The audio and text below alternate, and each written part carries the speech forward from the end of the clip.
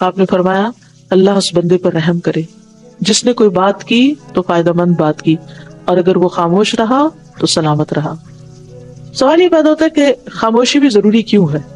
اس لیے کہ انسان کے اوپر بہت سی آفتیں، مصیبتیں زبان کی وجہ سے آتی، تعلقات کی خرابی بھی زبان سے ہوتی۔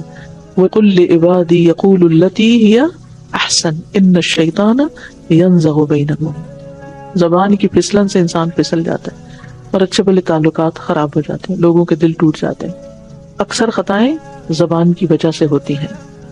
رسول اللہ صلی اللہ علیہ وسلم نے فرمایا جسم کا ہر حصہ زبان کی تیزی کی شکایت کرتا ہے، اور یہ وجہ ہے کہ جب آپ کوئی ایسی بات کر جاتے ہیں نا تو اس کے بعد آپ کا پورا جسم جو ہے وہ متاثر ہونے لگتا ہے، یعنی آپ کا دل بڑھنے لگتا ہے، آپ کے اندر بے چینی اور پریشانی شروع ہو جاتی ہے۔ لمبی خاموشی کو لازم قرار دیا گیا، خاموشی میں نجات ہے۔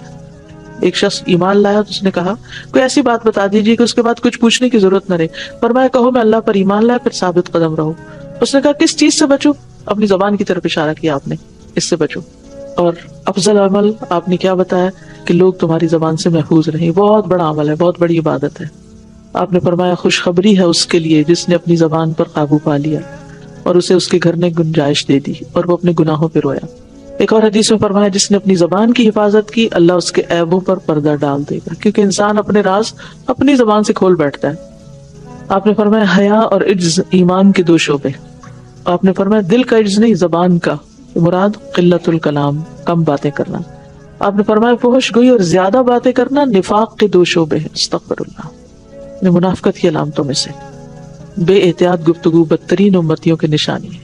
قرآن مجید میں آتا ہے وَلُعِنُوا بِمَا قَالُوا، یہود پہ لعنت کی گئی تھی ان کے قول کی وجہ سے کہ اللہ کے ہاتھ بندھے ہوئے ہیں۔ اور اسی طرح ایمان لانے کے قول کی بنا پر جنت دی گئی، جس کا ایک اور جگہ پر ذکر آتا ہے۔ اسی طرح بے مقصد باتیں کرنا جو ہے وہ بھی جنت سے رکاوٹ کا ذریعہ بن سکتی ہیں، صرف حرام اور جھوٹ وغیرہ نہیں، بے مقصد فضول بس صرف چیٹنگ کرتے چلے جانا۔ ایک اچھی بات آگ سے بچا سکتی ہے انسان کو۔ فرمایا جہنم سے بچو خواہ آدھی کھجور صدقہ دے کر، اگر کسی کو یہ میسر نہ ہو تو اچھی بات ہی کر کے۔ بعض اوقات انسان ایک بات کہتا ہے اور اس کے بدلے جنت میں پہنچ جاتا ہے، اور ایک بات کہتا ہے جس کی وجہ سے وہ سارے اعمال برباد ہو جاتے ہیں، جہنم میں پہنچ جاتا ہے۔ اللہ تعالیٰ